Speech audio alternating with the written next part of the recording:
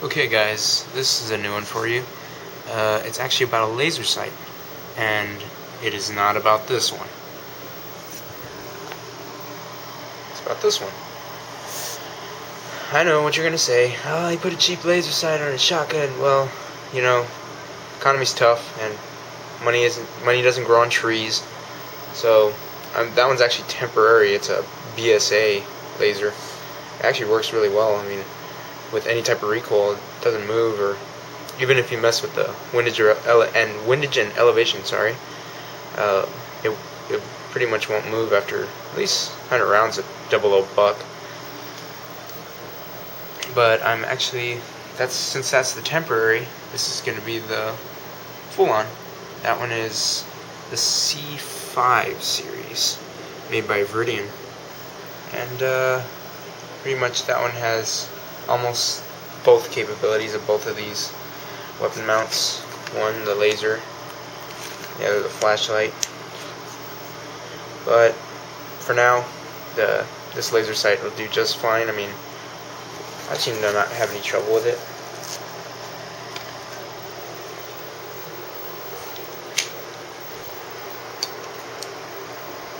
As you see the laser right there, it's fairly bright. You can see it even in the day, at least about a good 25 yards. And at night with the flashlight on. No, you can't pick it up in the video.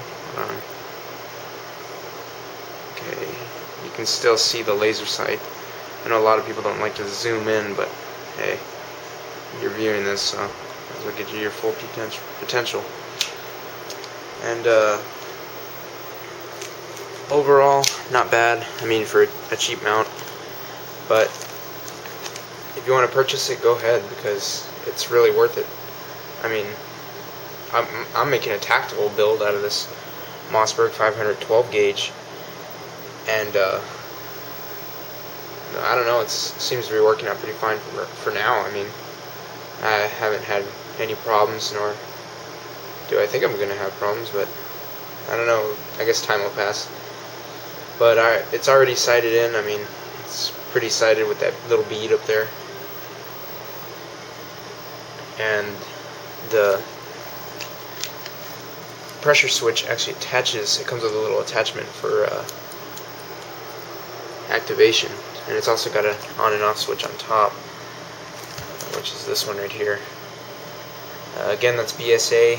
It costs you around $30 at Academy, but you probably find it online for at least, I don't know, 18 bucks most.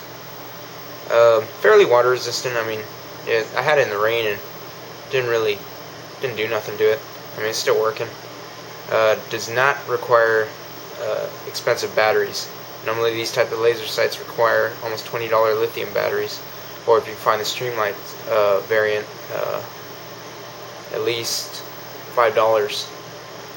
But this requires two L4 something or other. I don't really remember the name. It's a smaller type of battery, more the type of battery you put in your watch or your cheap laser.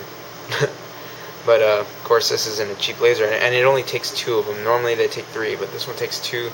And like I said, it's a very, very bright laser sight. Not as bright as green, of course, and no, you may not be able to see the beam in daylight. I know some of you are really critical about that, you laser people. But now, if there's fog or mist or rain, even a little bit of dirt, man, that you can see that beam pretty bright.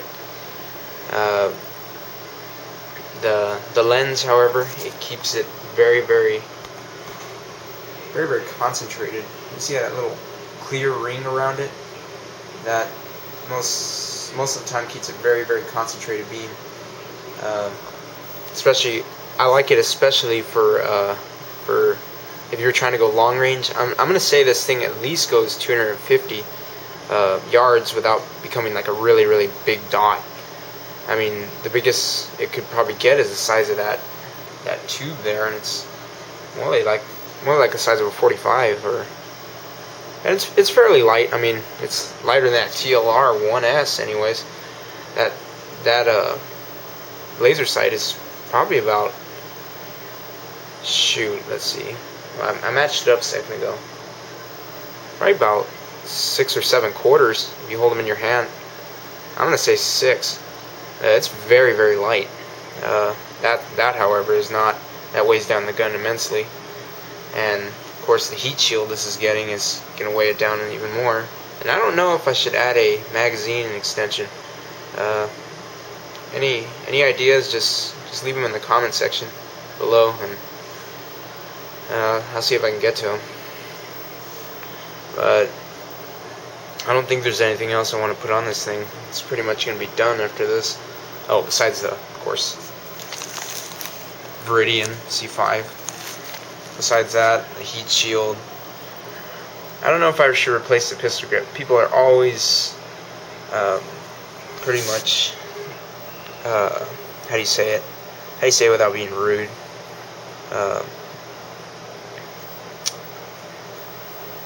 Kind of downing on the pistol grip. I mean, yeah, it can knock out your teeth if you don't hold it right, or if you don't have the proper training. I unfortunately do.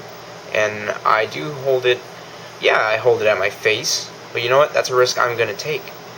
Other people might disagree with me. They might be like, oh, well, you shouldn't have a pistol grip because that's what thugs carry, so as I've been told.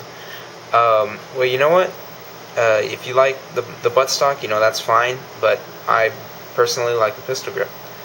And I've trained with it for a long time, and I like it as it is. Sure, I wouldn't mind a Nox buttstock made from Blackhawk, but hey, man, these things are expensive, $200.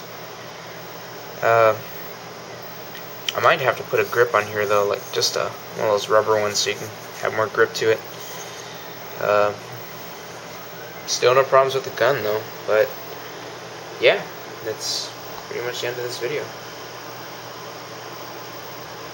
I think it's the end of this video. I mean, I don't think I'm missing anything. I don't believe I'm missing anything.